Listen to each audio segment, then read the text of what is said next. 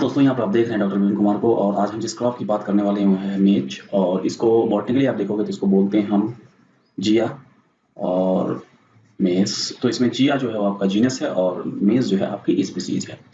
इसके आप अगर हम क्रोमोसोम नंबर की बात करें तो ये आपका 20 क्रोमोसोम नंबर पाए जाते हैं। और इसकी जो मेगा डाइवर्सिटी की बात करें, जिसको सेंटर ऑफ ओरिजिन की हम बात करें, सेंटर ऑफ ओरिजिन की बात करें तो इसको जो सेंट्रल अमेरिका जो है आपका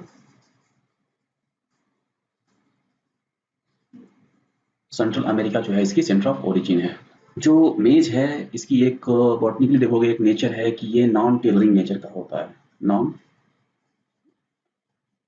टेलरिंग इसका जो है नेचर है, मीन्स जो आपका मेज होगा उसमें से कोई सब्सिडरी आपकी ब्रांचिंग नहीं होगी। आप देखोगे कोई टेलर्स नहीं निकलते हैं इसमें से, कोई और plants from the same plant से एक सिंगल सीड से दूसरे प्लांट्स नहीं निकलेंगे। जैसे आपको दिखता होगा, आप जब राइस में बात करते होगे तो देखते होगे कि फ्रॉम क्राउन जोन से आपको डिफरेंट टिलर्स जो है अदर उसके टिलर्स निकलते हैं। तो इस तरह का एक नेचर नहीं होता, इसमें सिंगल प्लांट का फॉर्मेशन होगा जो मेज होता है, अदर देन जो आपके राइस हैं और वीट, इनमें देखते होगे आपकी टिलरिंग होती है, बट इसमें नहीं होता है, ये नॉन टिलरिंग नेचर का होता है। मेज की अगर और भी हम बात करें, जैसे कि ये किस नेचर का है, तो ये आप देखोगे कि ये क्रॉस पॉलिनेशन होता है, इसमें क्रॉस पॉलिनेशन होता है। क्योंकि आप जो मेज है, मेज में एक होता है टैसल, और यहाँ पर जो होती है आपका सिल्क। टैसल और सिल्क जो है एक ही प्लांट पे, इसको दो जगह पे जो मेल और फीमेल फ्लावर्स अलग अलग पार्ट पे होते हैं। तो बिकॉज ऑफ दैट आप देखोगे इनका जो कह सकते हो कि जो है टैसल से जो पॉलिन है वो सिल्क पे आके गिरता है, तब इसका आपका पॉलिनेशन होता है। इस तरह के नेचर इसमें होते हैं, इसको हम क्रॉस पॉलिनेशन के अंदर भी आता है। मेज के ग्रेन को देखोगे तो ये जो मेज का ग्रेन है वो आपका येलो होता है। और ये क्यों होता है? ये आपका क्रिप्टोजैंथीन की वजह से होता है। क्रिप्टोजैंथीन, इस क्रिप्टोजैंथीन की वजह से जो है आपका येलोविश कलर आपको मेज में दिखेगा। और मेज की एक कुछ और भी, जैसे मेज जो है वन ऑफ द हाईएस्ट जिसका यील्ड पोटेंशियल है, मीन्स सबसे ज़्यादा यील्ड की जो पोटेंशियल है मीन्स अचीव करने की, आप देखोगे वो है मेज में। तो इसी के वजह से इसको आपको क्वीन ऑफ सीरियल भी बोल देते हैं। इसको जो सीरियल्स है उनमें सबसे ज़्यादा इसका हाईएस्ट पोटेंशियल है यील्ड देने की पर हेक्टेयर, तो इसलिए इसको क्वीन ऑफ सीरियल्स ही बोलते हैं। और इसकी मेज की न्यूट्रिशनल क्वालिटी की हम बात करें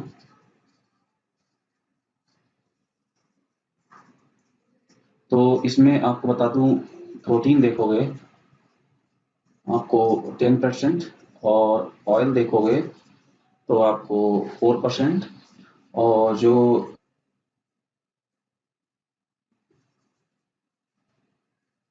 ये आपको 70% पाया जाता है। तो जो देख सकते हो कि प्रोटीन ज़्यादा है इसमें, जो सीरियल्स में जैसे राइस है, व्हीट है, जो हम ज़्यादा कंज्यूम करते हैं उनसे ज़्यादा इसमें प्रोटीन है, तो ये काफ़ी न्यूट्रिशियस है। मेज में एक स्पेशल जो प्रोटीन है, जो मेज के प्रोटीन को आप बोलते हैं हम जीन। ये जो प्रोटीन है स्पेशल टाइप का प्रोटीन होता है, जो इस प्रोटीन को जीन बोलते हैं, जो मेज में पाया जाता है। और इसमें स्पेशली दो जो एसेंशियल अमीनो एसिड्स हैं, जैसे आपका ट्रिप्टोफैन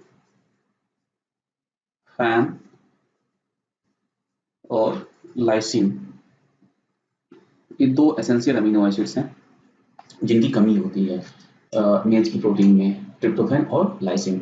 एसेंशियल अमीनो एसिड होते क्या है? जैसे कि ऐसे अमीनो एसिड जो बॉडी को सिंथेसाइज, बॉडी जो हमारी ह्यूमन बॉडी होती है वो सिंथेसाइज ना कर पाए, मीन्स इसको आपको किसी अदर एक्सटर्नल सोर्स से लेना पड़ता है, तो उसको बोलते हैं हम एसेंशियल अमीनो एसिड। तो आपके दो जो हैं ट्रिप्टोफैन और लाइसिन जो है ये इसमें नहीं पाए जाते।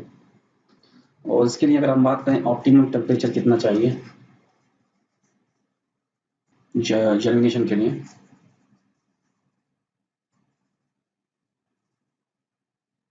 तो ये आपका है 21 डिग्री सेंटीग्रेड। ये जो है ऑप्टिमम टेम्परेचर है, मीन्स इस टेम्परेचर पे आपका जो है जर्मिनेशन होगा वो बहुत ही अच्छा होगा, तो वो 21 डिग्री सेंटीग्रेड है। अगर उस दूसरी और भी बात देखोगे इसकी कुछ क्वालिटी, जैसे वाटर लॉगिंग जो है,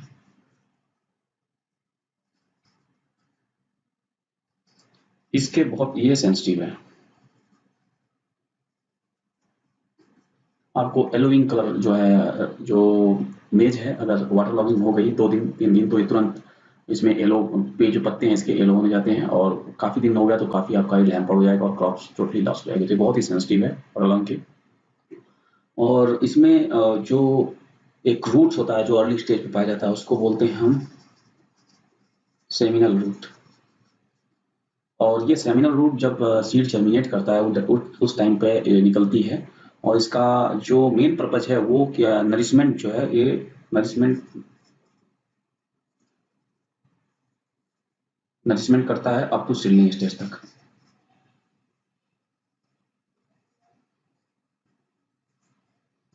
ठीक है।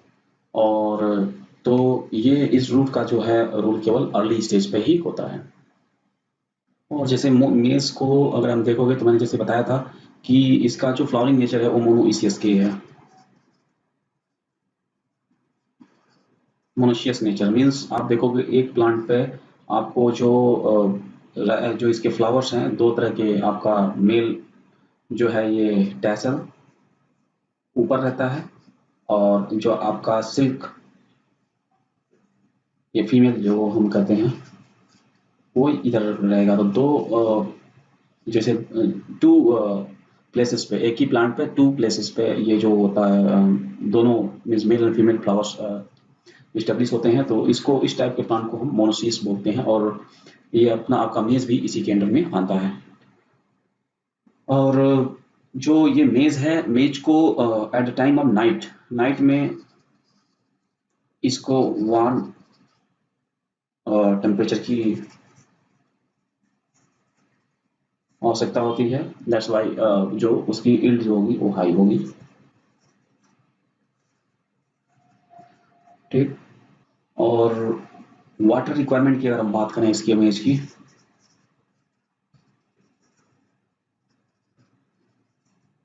तो आपका 400 टू 500 mm वाटर रिक्वायरमेंट है मेज के लिए, तो काफ़ी कम है अगर हम कंपेयर करें राइस के साथ, तो क्योंकि इसकी यील्ड पोटेंशियल मैंने बोला आपको ज़्यादा है एज कम्पेयर टू राइस के। ठीक है। और अगर आप इसकी सोइंग ज्योमेट्री पैटर्न की बात करें, तो अगर हम बात करें डायरेक्शन ऑफ सोइंग, जो अगर हम ईस्ट और वेस्ट के डायरेक्शन में सोइंग करेंगे हम, तो क्या होगा, ज़्यादा यील्ड हमें मिलेगा। क्यों? क्योंकि ईस्ट और वेस्ट डायरेक्शन में जब लाइन की ईस्ट लाइन में अगर हम सोइंग करेंगे, वहाँ ले सपोज ये ईस्ट है और वेस्ट है, और लाइन का पैटर्न अगर हम ऐसे रखते हैं, तो जो लाइट का होगा वो पेनिट्रेशन इस रोज में अच्छी तरह से होगा, जिससे क्या है कि प्रॉपर यूटिलाइजेशन होगा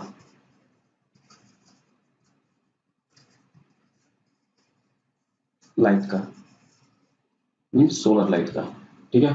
तो जिससे कि आपका यील्ड ज़्यादा मिलेगा। अगर कोई सपोज आदमी है जो कि मेज पे ही टोटली डिपेंड है,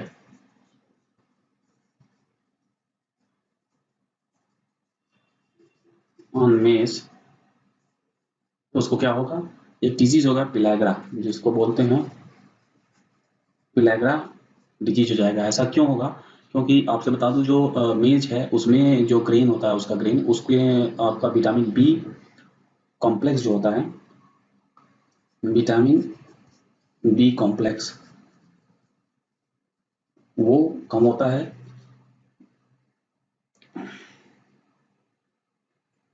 इसके अलावा आपका नियासिन एंड ट्रिप्टोफैन ये कम होते हैं। इन के कम होने की वजह से अगर कंटिन्यूअस अगर कंजम्पशन करता है कोई इंसान, तो उसको जो एक डिजीज होता है वो है पिलैग्रा, आपको डिजीज होने के ज़्यादा ज़्यादा चांसेस हैं। मेज में जैसे मैंने बताया था आपको कि आप देखोगे ऊपर एक फ्लावर्स होता है, वो एज ए पैनिकल, पैनिकल उसको बोलते हैं होल को, और ये जो है इस पार्ट को टैसल्स बोलते हैं। टेसल जो फ्लम ये इसका ये मेल पार्ट है, मेल फ्लावर कह सकते हो आपका मेज का। तो ये बंच है, ग्रुप है किसका, आपका पेनिकल, जिस ब्रांच पेनिकल होता है, इसमें आपको इस पूरे टेसल्स में आपको ये जो है ये पेनिकल होंगे, ये जो कि जिसमें आपके पॉलन होते हैं, और ये भी कह सकते हो इसको staminate, staminate inflorescence, staminate inflorescence क्यों, क्योंकि इसमें मेनली जो है मेल, ये मेल पार्ट है, इसी वजह से इसको स्टैमिनेट इन्फ्लोरेसेंस भी बोल सकते हैं। तो ये पूरा पार्ट जो है आपका टेसल है, और इसमें आपको ये पेनिकल्स मिलेंगे डिफरेंट, जैसे ये जो जिसे पॉलन लगे रहेंगे, और ये डिफरेंट पेनिकल का एक ब्रांच है, क्लस्टर है कह सकते हो, इसको बोलते हैं हम टेसल। और उसी के नीचे आप देखोगे जब यहाँ कोप्स निकलता है, और कोप्स में से लॉन्ग हेयरी, ये जो हमारा लॉन्ग हेयरी होता है, इसको हम बोलते हैं सिल्क। एक्चुअली ये आपका सिल्क, वेरी लॉन्ग जो ये सिल्क होता है, ये फिलामेंट, ये फिलामेंट सिल्क फिलामेंट होता है, और इसको सिल्क बोलते हैं, और ये एक्चुअली फीमेल फ्लावर है।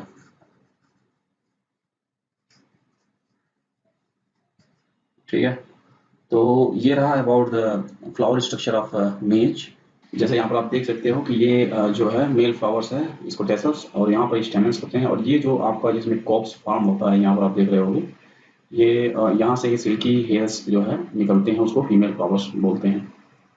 तो इस तरह से आपको मेज का फ्लोरल स्ट्रक्चर, आपको अरेंजमेंट आपको मिलेगा, और इसी ईयर जो ये ईयर है और कॉप्स, इसी में जो है जो हमारा ग्रेन फॉर्म होता है, और ये कॉप्स भी इसको हम बोलते हैं, ईयर और कॉप्स भी बोलते हैं इस पोर्शन को। अगर मेज में देखोगे आप, सीड प्रोडक्शन की बात करोगे मेज में, तो इसमें जो हाइब्रिड्स हैं वो आपको सिंगल क्रॉस मिलेंगे, और दूसरा डबल क्रॉस भी हो सकता है हाइब्रिड। सिंगल क्रॉस मीन्स अगर दो इनब्रेड लाइन, मान लीजिए ए और बी, इनके क्रॉसिंग से अगर कोई हाइब्रिड आपको, मान लीजिए इसमें से मेल एंड फीमेल है, कोई जनरेशन F1 जनरेशन आपको प्राप्त होती है जो कि सुपीरियर है, उसको सिंगल क्रॉस टेक्निक बोलते हैं। और फर्स्ट टाइम जो हाइब्रिड का आइडिया मेज में कंसीव किया गया था EM ईस्ट एंड GH सल के द्वारा 1910 में, इसी सिंगल क्रॉस टेक्निक के द्वारा ही फर्स्ट टाइम आइडिया कंसीव किया गया था। तो ये हो गया सिंगल क्रॉस। और आपसे बता दूं, जैसे अब यहाँ पर हमने ये दो इनब्रेड, इनब्रेड लाइन क्या है, आप जैसे कोई होमोजाइगस है, कोई प्लांट होमोजाइगस है, मान लीजिए ये प्लांट होमो, ये जो है, जो आपका इनब्रेड है वो होमोजाइगस होगा। और ये कैसे होगा, जब कोई एक प्लांट है उसकी रिपीटेड कई जनरेशन में हम सेल्फिंग कराते हैं, ठीक है, तो उसमें होमोजाइगस जीनोटाइप्स डेवलप हो जाते हैं, और इस लाइंस को अगर सपोज इसमें कुछ डिजायरेबल कैरेक्टर्स हैं, तो उसको हम जेनेटिक मटेरियल जो है कि फॉर द ब्रीडिंग पर्पज हम यूज करते हैं। तो इसको इनब्रेड बोलेंगे, जिस लाइन को हम डेवलप करना करते हैं for the several generation by the selfing process के द्वारा, ठीक है, उसको इनब्रेड लाइन बोलते हैं। सो सपोज टू इनब्रेड में यहाँ पर हमने क्रॉस कराया, और जो F1 मिला हमें, तो इस टेक्निक को क्या है, सिंगल क्रॉस टेक्निक बोलते हैं, और इसको EM ईस्ट और GH सल ने 1910 में दिया था। अब जैसे हम डबल क्रॉस की बात करें, तो डबल क्रॉस में जैसे आपका मान लीजिए AB है, इनमें क्रॉस हुआ, और यहाँ C एंड D है, इनमें क्रॉसिंग हुई, तो यहाँ पर आपको दो लाइंस मान लीजिए कोई मिले, A1 और यहाँ B1। अब अगेन हम सब नेक्स्ट जनरेशन में इनकी क्रॉसिंग करा देंगे, और यहाँ पर कोई हमें जनरेशन मिलती है, F2 कोई मिलता है, और वो सुपीरियर होता है, तो इस टेक्निक को बोलते हैं डबल क्रॉस टेक्निक। जैसे अगर हम बात करें, जैसे हमने A1 जो आया है, इसमें जब AB का क्रॉस किया, तो इसमें मान लीजिए A B दोनों आ गए कैरेक्टर्स, इसमें C और D के दोनों कैरेक्टर्स आ गए। जब ये तीसरा यहाँ पर ये जो आएगा प्लांट, ये प्लांट्स जो हमको मिलेगा उसमें A B सी डी, ये सब कैरेक्टर्स इसके इसमें रहेंगे। तो ये इस टेक्निक को बोलते हैं डबल क्रॉस टेक्निक, और इसको इसको जो दिया था वो डी एफ जॉन्स ने दिया था 1920 में। तो ये भी टेक्निक काफ़ी कॉमन है जो है हाइब्रिड सीड प्रोडक्शन के लिए, और ये जो है मोस्टली जो है आपका इंडिया में इसी टेक्निक को यूज किया जाता है। अब हम बात कर लेते हैं क्लासिफिकेशन की, बात करें मेज की on the basis of endosperm. ठीक है, तो इंडोस्पर्मिक अगर बेस पर हम मेज को क्लासिफाई करें तो इसको 7 टाइप्स में क्लासिफाई किया गया है बाय सोते वांत इन 1899। ठीक है, तो वो कौन कौन से हैं हम बात कर लेते हैं यहाँ पर। पहला डेंट कॉर्ड, दूसरा लिंट कॉर्ड, तीसरा स्वीट कॉर्न, चौथा फ्लोर कॉर्न, पांचवा पॉपकॉर्न, छठवां वैक्सी कॉर्न, सातवां ओल्ड कॉर्न। तो ये 7 जो है on the basis of endosperm 7 type के कॉर्न्स होते हैं, जैसे dent, flint, sweet, flour, pop, waxy and popcorn. ठीक है, अब इनके वन बाय वन हम इनके बारे में डिस्कस करेंगे। अब जैसे हमने बात की थी डेंट कॉर्न की, इसको बॉटनिकली बोलते हैं जिया मेज आइडेंटाटा। ठीक है, जिया मेज आइडेंटाटा। और डेंट जो है, ये नाम डेंट मीन्स इसका जो इंडोस्पर्म आपको दिखेगा कैसा, टूथ के आकार का दिखता है, और इसलिए इसको डेंट कॉर्न बोलते हैं। और एक्सट्रीमली कहाँ पर ग्रो होता है, आपका यूएसए में इसको एक्सटेंसिवली ग्रो किया जाता है। उसके बाद जो आपका दूसरा है फ्लिंट कॉर्न, इसको जिया मेज इंड्यूराटा बोलते हैं, इंड्यूराटा। ठीक है, और ये मोस्टली जो है इंडिया में आपको कॉमनली ग्रो किया जाता है इंडिया में। और इसका जो कर्नल होगा,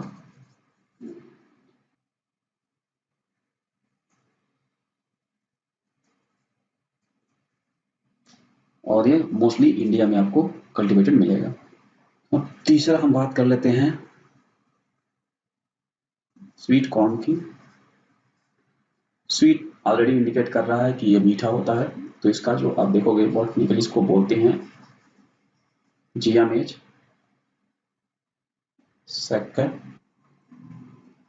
सैकराटा। ठीक है, इसका ऑलरेडी नेम इंडिकेट कर रहा है स्वीट है, तो इसका जो कर्नल होगा वो आपका स्वीट होगा। और बिफोर मैच्योरिटी इसका जो कर्नल होता है वो आपको ट्रांसलूसेंट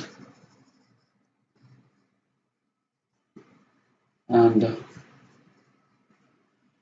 हॉर्नी अपीयरेंस दिखाता है। ठीक है, और ये स्पेशली जो है कैनी इंडस्ट्री जो होती है हमारी, उसके लिए ये मोस्टली आपको कल्टीवेट किया जाता है। ठीक है, और आजकल देखते होंगे कि जो भी शहरें हैं वहाँ पर भी इसको काफ़ी लोग कंज्यूम कर रहे हैं, और काफ़ी कॉस्टली मिलता है स्वीट कॉर्न, इसको लोग बॉयल करके देते हैं। उसके बाद चौथा जो है हमारा वो है फ्लोर कॉर्न है। इसका फ्लोर कॉर्न इंडिकेट करता है कि इसका जो जो कर्नल होगा काफ़ी सॉफ्ट होगा, और इसका जो बॉटनिकली इसको बोलते हैं जियामेस एमाइलेशिया, जियामेस एमाइलेशिया। और इसका जो कर्नल है वह आपको soft soft starch soft starch होता है, और ये दैट्स वाई इसको फ्लोर कॉर्न भी बोलते हैं। उसके बाद हम बात करते हैं पॉपकॉर्न की। ये कॉर्न काफ़ी आपको जो मेगा सिटीज़ हैं वहाँ पर इनका काफ़ी जो है यूज किया जाता है और लोग स्नैक्स लेते हैं। इसको वर्टिकली बोलते हैं जिया मैच।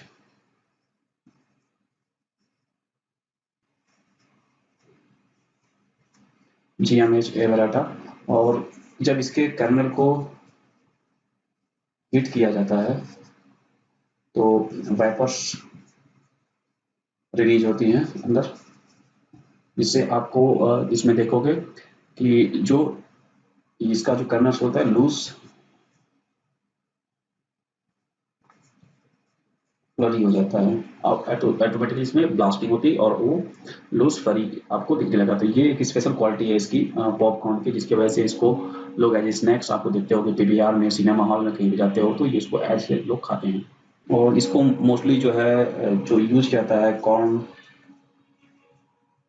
फ्लैक बनाने में, कॉर्न चिप्स बनाने में, एज ए पॉपकॉर्न मैंने बोला ही आपको। जैसे सिनेमा हॉलों में जाओ तो वहाँ पर इसको लोग खाते हैं और यूज करते हैं। अब बात हम कर लेते हैं छठवां जो है आपका वैक्सी कॉर्न है। इसको वर्टिकली बोलते हैं हम जिया मेज सीरेटिना। और इसका जो आपको इंडोस्पर्म जो है 2 लेयर्ड का होता है, 2 लेयर्ड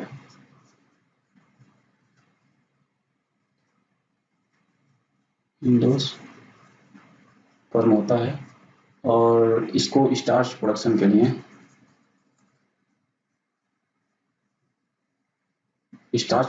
यूज किया जाता है इस वैक्सी कॉर्न को। तो इसका जो मेन जो आपको कैरेक्टर्स क्या है, इसका 2 लेयर्ड आपको इंडोस्पर्म मिलेगा और इसको जिया मेज सीरेटिना बोलते हैं वर्टिकली। अब जो सातवां है वो है आपका ओट कॉर्न और इसको बोलते हैं जिया मेज ट्यूनी काटा। और इसका अब देखोगे कोई सिग्निफिकेंट इम्पोर्टेंस नहीं होता। ये प्राइमेटिव टाइप का कॉर्न होता है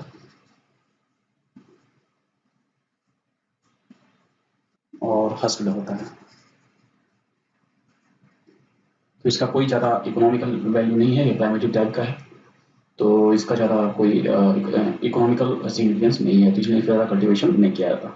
अब हम कुछ वैरायटीज़ के बारे में बात कर लें, मेज़ के वैरायटीज़ के बारे में बात करने लगा। तो पहले तो बता दें 1961 में आपको फर्स्ट टाइम इंडिया में 4 जो है वैरायटीज़ मिली। वो पहला था गंगा 1, गंगा 101, डिक्कन और आपका रंजीत। किसके अंडर में? AICRE मेज, all India coordinated research project trial के अंदर। जो मेज में आपको पता होना चाहिए 1957 में first all India coordinated research project trial start हुआ था मेज में। तो इसके अंतर्गत हमारे ये 4 वैरायटी 1961 में हमें ये मिली, ये तो पॉपुलर वैरायटियाँ। और जो कि ये चारों जो थी क्या थी हमारी, डबल क्रॉस थी। जैसे हमने पहले बात कर रखा है ना, डबल क्रॉस क्या हाइब्रिड होता है। और कुछ राजस्थान से जैसे माही पंचन और माही धवनारे,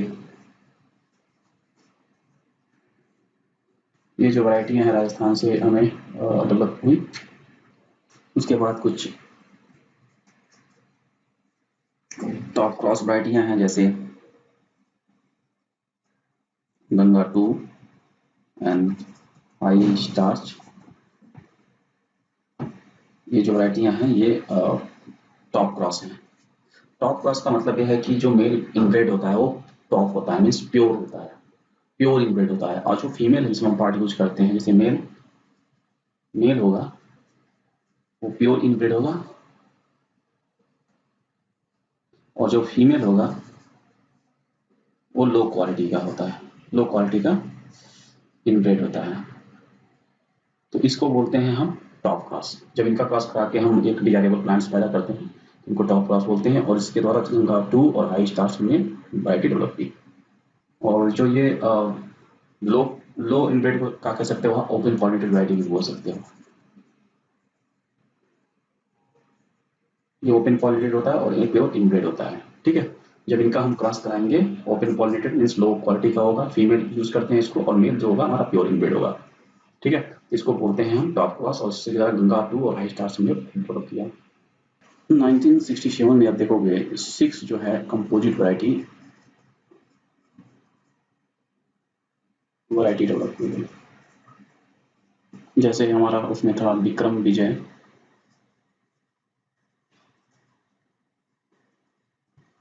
विजय, अंबर,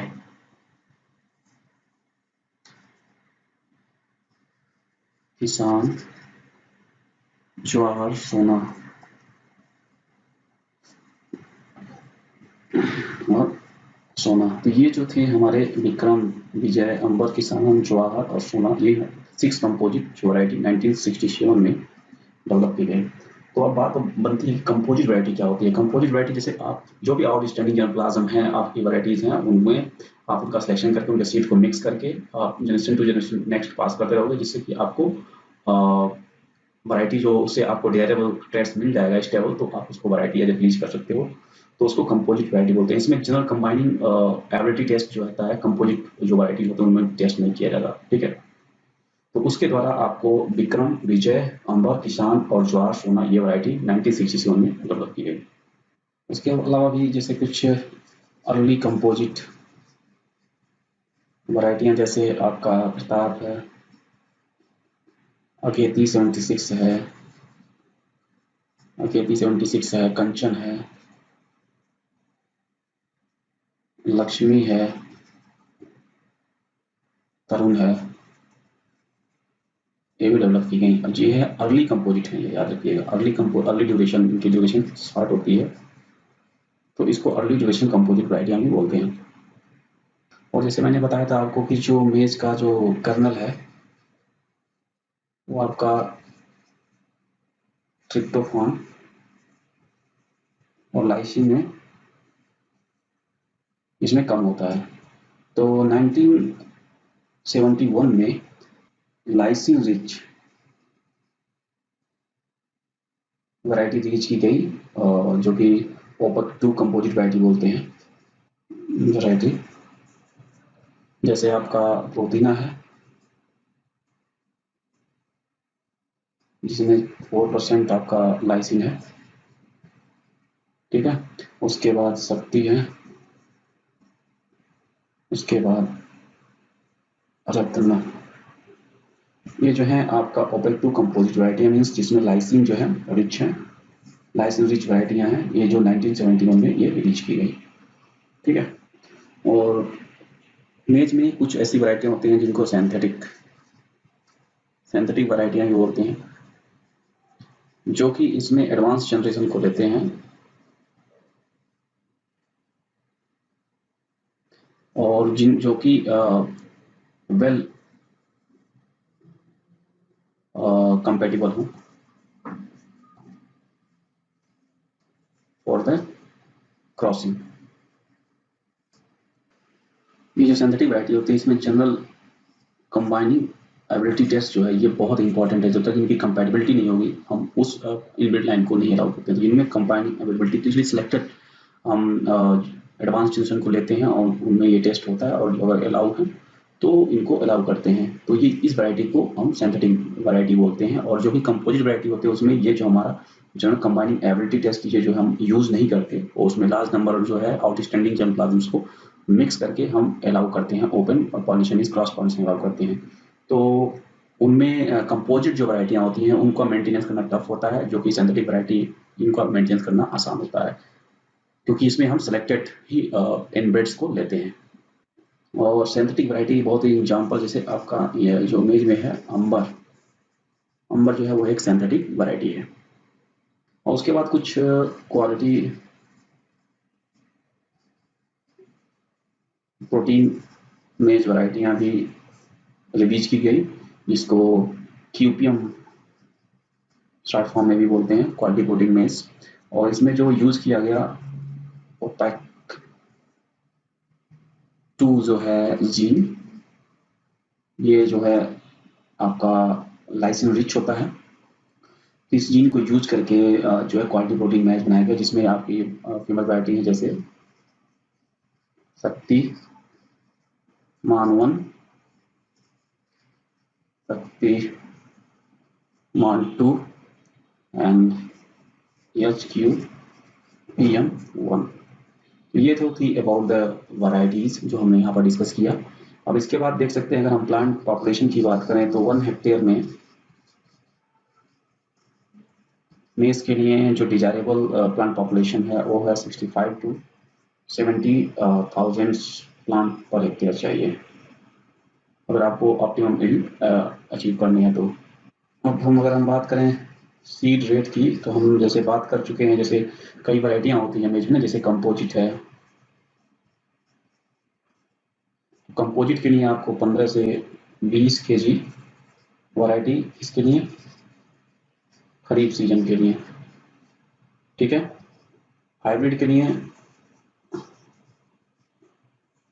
25 केजी, मीन्स हाइब्रिड के लिए ज़्यादा चाहिए। और फॉडर पर्पस के लिए भी यूज किया जाता है इसको, तो अगर फॉडर पर्पस के लिए यूज कर रहे हैं तो 40 से 50 केजी आपको पर हेक्टेयर जो है सीड की रिक्वायरमेंट होती है, ठीक है। अब हम जियोमेट्री की बात करें, क्रॉप जियोमेट्री, तो रो टू रो जो आपको 60 to 65 सेंटीमीटर पर हम इसको करते हैं, और प्लांट टू प्लांट जो है जो डिस्टेंस होगा हमारा वो 20 सेंटीमीटर, ये मेज में अलाउड है। और जो क्रिटिकल है स्टेज है मॉइस्चर का, और आप कह सकते हो इरिगेशन का, तो इसमें जो टेस्लिंग और सिल्किंग, ये बहुत दोनों स्टेज जो हैं बहुत ही इंपॉर्टेंट स्टेज हैं। इस स्टेज पर वाटर की स्ट्रेस नहीं होना चाहिए, नहीं तो आपकी यील्ड जो है काफ़ी लॉस होगा। और इसके अलावा अगर जैसे कह सकते हैं, अगर हम देखोगे कि द टेम्परेचर की अगर हम बात करें तो 32 डिग्री सेंटीग्रेड टेम्परेचर जो है ये ऑप्टिमम है फॉर ग्रोथ ऑफ मेज, ठीक है। 32 मीन्स ये वार्म जो है वार्म टेम्परेचर लविंग प्लांट है काफ़ी। और जो हर्बिसाइड इसमें मेनली हम यूज करते हैं सीमाजीन है, जो कि आपका 0.5 to 1 kg per hectare use होता है at the rate of that. और इसके अलावा जो हमने वैरायटियों की बात की थी, जैसे संगम है और गंगा सफेद,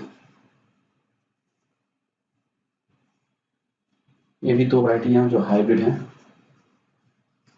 मेज की। और रबी अगर हम मेज की बात करें तो ये बिहार में बहुत पॉपुलर है, याद रखिएगा बिहार में रबी मेज का कल्टीवेशन होता है। और मेज में एक वाइट बट जो एक सिम्टम आता है वो बिकॉज ऑफ जिंक डिफिशियंसी, जिससे आपका जो मेज का एपिकल पोर्शन जो होता है ये वाला ये वाइट हो जाता है, तो एपिकल बट इसको बोलते हैं, और जिंक की डिफिशियंसी से मेज में होता है। और फास्फोरस की अगर हम डिफिशियंसी की बात करें तो स्टंटेड ग्रोथ होगा, डार्क कलर लीफ, तो ये तो फास्फोरस डिफिशियंसी का है, जो कि जो लीफ टिप है आपका वो जो आपका डार्क कलर और फास्फोरस पर्पलिश हो जाएगा, ये फास्फोरस की डिफिशियंसी के केस में होता है। तो ये कुछ थे जो कि मेज से रिलेटेड थे, हमने इस बुक को टच किया था नेमराज सुंदर, इसको मैंने यहाँ पर पढ़ने की कोशिश की। उम्मीद करूंगा कि ये वीडियो डेफिनेटली आप लोगों के लिए काफ़ी हेल्पफुल होगा मेमोराइज करने में और अंडरस्टैंड करने में डिफरेंट टर्म्स अबाउट दैट। तो ये वीडियो कैसी थी इसको कमेंट करके बताइएगा, और इस वीडियो को शेयर भी कीजिएगा अपने दोस्तों में, और अगर आप नए हो तो इस चैनल को सब्सक्राइब भी कीजिएगा।